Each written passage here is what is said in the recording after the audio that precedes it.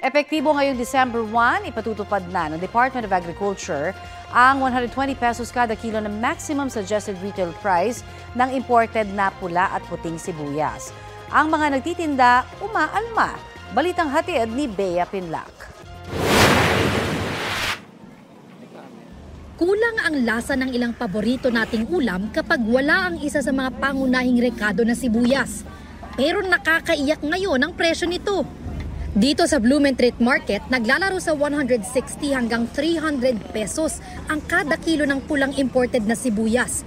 Nasa 120 hanggang 140 pesos naman ang puting imported na sibuyas. Mas lalong tumataas. Tataas pa po. Malaking dagok sa amin ang presyo ng sibuyas ngayon. So, paano namin gagawin yung pagtitipid? Kasi importante siya, unang-unang kailangan sa kusina.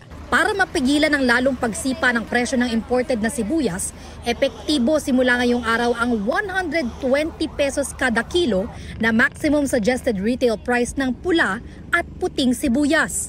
Layon daw nitong mas stabilize ang presyo ng sibuyas habang tumataas ang demand ngayong magpapasko. Bagamat may kaunting bawas sa supply ng sibuyas dahil sa mga delay sa pag-angkat, ayon sa DA, hindi tama na higit pa sa doble ang ipresyo rito. Pero sabi ng ilang nagtitinda, wala pong mabibiling 120 kasi.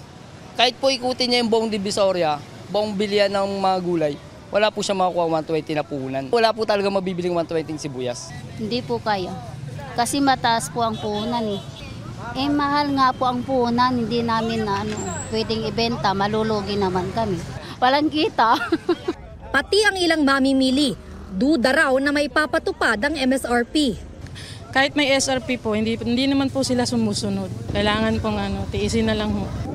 Hindi na yung normal na marami yung ginagamit sa pagluluto. Nagbabawas na lang ho kami. Hirap din kami. Kaya ako, pag araw-araw ako namamalengke, so maghahanap kami ng medyo mura, magbabawas ka din nung bibilihin mo. Bea Pinlac, nagbabalita para sa GMA Integrated News.